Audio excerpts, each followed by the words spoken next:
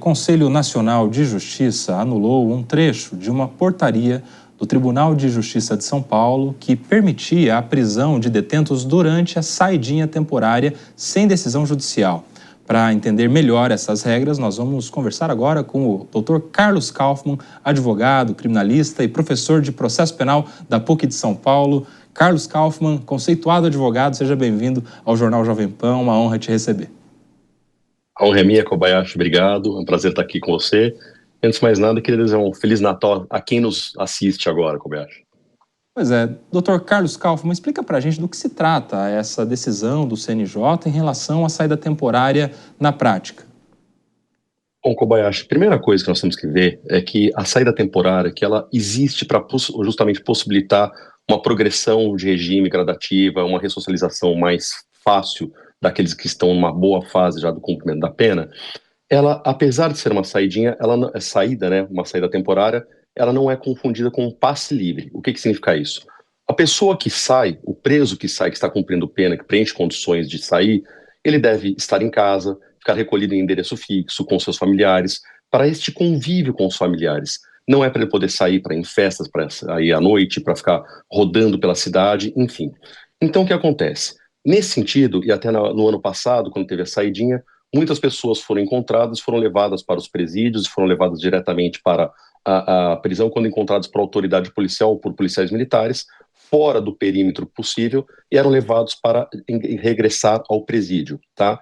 E o Tribunal de Justiça agora disse que eles poderão regressar ao presídio da mesma forma, e vem o CNJ e diz o seguinte: não, é necessário uma decisão judicial. Então, eu acho que tem dois prismas para avaliarmos nessa situação, Kobayashi. Primeiro deles, é evidente que a pessoa que está descumprindo a regra da saída temporária, ela não pode mais ficar em saída temporária. Ela deve retornar ao presídio, isso é uma regra. Então, se ela descumpriu as normas, ela tem direito de sair para ficar em casa com seus familiares, ela não pode sair para qualquer finalidade. Agora, cabe à polícia militar que encontra alguém interpretar, a polícia militar tem esta capacidade de interpretação? Eu entendo que não. Porque muitas vezes pode ser também uma situação emergencial.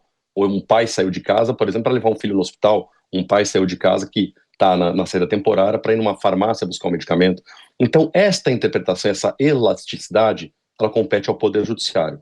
Então, o Poder Judiciário de São Paulo delegou esta decisão para as autoridades policiais, para a Polícia Militar, e não pode fazer isso. Então, neste caso, é indispensável que seja montado aqui em São Paulo, por exemplo, que é do Tribunal de Justiça, um regime de plantão, para que as pessoas que sejam pegas descumprindo as normas sejam imediatamente levadas à autoridade judiciária, e a autoridade judiciária decide se ele deve voltar ao presídio ou se é uma situação excepcional e mesmo assim ele pode permanecer em liberdade. Kaufmann, vamos dar um passo atrás e dar um panorama geral para muitas pessoas que acompanharam o decorrer desse ano a notícia da lei que colocava fim à saída temporária, e estamos no final do ano falando sobre essas saídas temporárias. Só para não ficar uma confusão em quem acompanhou o noticiário e agora está vendo justamente a gente falando sobre essas saídas temporárias que pela lei não existem mais, explica para a gente por que é que ainda tem essa saída temporária acontecendo. Porque ainda há decisões nesse sentido, né? Ainda na forma progressiva existem decisões, possibilidades. Esta lei ainda não está em pleno vigor da forma que deveria. Então, neste caso, ainda está sendo permitida a saída temporária, porque é um tema polêmico, né? É um tema polêmico onde, na verdade, se de um lado proíbe a saída temporária, de outro lado, efetivamente, ainda há esta possibilidade legal de saída temporária. Havendo essa possibilidade, ela deve ser aplicada, ela é aplicada, pode ser aplicada diretamente, não só por lei, e nós vimos também outras situações, indultos natalinos, indulto de final de ano, onde o governo federal, por exemplo, concede indulto a algumas pessoas para deixar de cumprir pena. São todas normas previstas na lei de execução penal, são regras previstas no antigo Código Penal e Processual, mas na lei de execução penal, que são aplicadas efetivamente. Então vai um longo processo e demorado processo de adaptação para que as normas, elas realmente se tornem efetivas. Né? Quando nós falamos de direito, Kobayashi, nessas normas, inclusive de cumprimento de pena, nós estamos muito distante de uma regra matemática. Sim, não, certo, errado, quer dizer, existe uma interpretação muito grande e uma discussão muito aprofundada sobre a efetividade dessa saidinha. E por que se discute, né, com o encerramento da saidinha? Porque, na verdade, muitos acabam pagando por poucos que acabam saindo e continuam praticando crimes, aproveitam esse período para praticar crimes. É uma minoria que faz isso, mas é uma minoria que prejudica muitos que estão saindo, justamente conseguindo se ressocializar, conseguindo se reenquadrar no sistema da sociedade. Quer dizer, fim da saída temporária somente para os novos crimes, né? Aqueles que já estavam no sistema prisional continuam usufruindo deste benefício da lei. Kaufmann, vou trazer para a nossa conversa o Cristiano Vilela, também advogado, comentarista aqui do Jornal Jovem Pan, vai te fazer a próxima pergunta.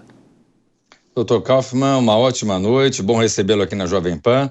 Doutor, nós estamos dentro de um quadro, dentro de uma situação onde nós vemos decisões judiciais que muitas vezes são interpretadas por uma parcela expressiva da sociedade como mais benéficas ao criminoso. E muitas vezes aquelas medidas que a sociedade, ela de alguma forma defende, acabam sendo postergadas ou acabam não tendo a sua efetivação de uma forma imediata, como por exemplo o fim da saidinha. De que forma sopesar isso? De que forma termos um combate rigoroso à criminalidade, ao fortalecimento da criminalidade e, ao mesmo tempo, não ferir os direitos e as garantias constitucionais que são fundamentais a qualquer cidadão?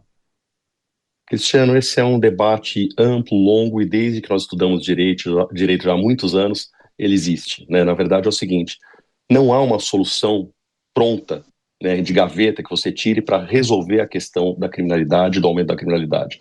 A lei, quando ela piora, quando a lei ela fica mais grave, nem só por isso ela vai realmente acabar com a criminalidade. O que falta, na minha opinião? Falta primeiro um efetivo controle, uma efetiva questão de segurança pública, tá? A combate à criminalidade é um problema de segurança pública muito maior do que um problema do judiciário. Então, cabe ao judiciário analisar os processos, dar decisões concretas e avaliar cada situação concreta. E sempre me incomodou, às vezes, em que o judiciário supre as falhas da segurança pública ou da administração pública para querer colocar na cadeia pessoas que, na verdade, nem precisariam estar na cadeia. Então, falta um controle, falta efetivo controle das políticas que permitem a pena em liberdade, que permitem outras penas alternativas, não nos casos graves de violência, do roubo do dia a dia, mas em outras situações que poderiam permanecer que as pessoas estão na rua. Então, nessa diferenciação, nessa discussão, lógico que nós tivemos períodos de recrudescimento, períodos de maior liberdade, nós estamos agora numa fase de recrudescimento. Por quê? Porque a violência está aumentando demais, está atingindo índices insuportáveis, ninguém consegue mais sair na rua, né? Ninguém pode usar o celular na rua, ninguém pode andar de carro com tranquilidade, nós temos uma cidade que você não pode sair para andar, para passear, então, isso é a luz do dia, eu estou falando. Então isso atinge a sociedade e a sociedade busca um recrudescimento. Vai resolver? Não vai. O que precisa, na minha opinião, é muito investimento em segurança pública, muito investimento em polícia, em educação da polícia. Isso é importante também, que a polícia seja educada, que a polícia saiba combater o crime e que a polícia saiba efetivamente controlar essa criminalidade. Então, uma separação obrigatória entre segurança pública e poder judiciário, lembrando que o poder judiciário não pode suprir às vezes da segurança pública e é preciso um investimento gigantesco em segurança pública, não só. Daí vem aquelas questões todas que envolvem os motivos, quer dizer, a educação, alimentação, tudo isso que vai permitindo que as pessoas tenham outro caminho que não seja a criminalidade. Dr. Carlos Kaufmann, quero aproveitar a sua presença aqui como advogado criminalista, professor de processo penal, para te perguntar sobre um assunto que tem repercutido hoje em todo o Brasil, que é justamente a nova prisão do Daniel Silveira, que, segundo decisão do STF, teria descumprido as condições do livramento condicional. Não para comentar o caso em si, mas esses institutos jurídicos que estão envolvidos, né? O livramento condicional, o descumprimento. É comum esse tipo de revogação do benefício pelo fato do beneficiário deixar de cumprir o horário, por exemplo, ter se destinado a um hospital ou a um condomínio fora do horário previsto na lei? A defesa diz que deveria ser intimada antes de qualquer decisão nesse sentido. Explica para a gente, não o caso em si, mas os institutos jurídicos envolvidos como professor de processo penal, para a gente entender melhor deste caso que tem repercutido Tanto hoje. O livramento condicional, Kobayashi, como acontece muitas vezes na prisão preventiva, por exemplo, que ela é substituída por medidas cautelares alternativas, onde a pessoa fica com tornozeleira, onde ela tem uma limitação de onde ir, é evidente que esses locais têm que ser respeitados. E é de bom tom quando você vai ter que desrespeitar por qualquer motivo, que você informe ao Poder Judiciário. Então, se é um atendimento hospitalar, de urgência, alguma coisa, que informe o quanto antes ao Poder Judiciário.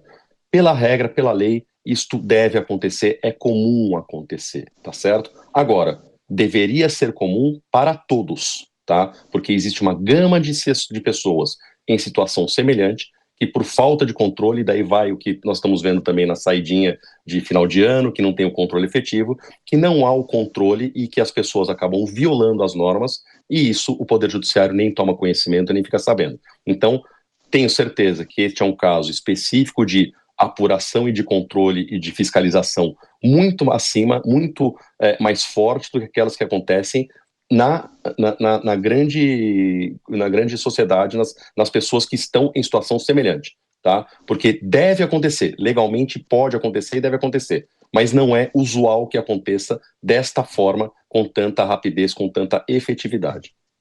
Perfeito. Conversamos aqui com Carlos Kaufmann, advogado criminalista, professor de processo penal da PUC de São Paulo. Uma honra sempre te receber, Dr. Kaufmann. Uma ótima noite de Natal a você e a toda a sua família. Seja sempre bem-vindo aqui na Jovem Pan.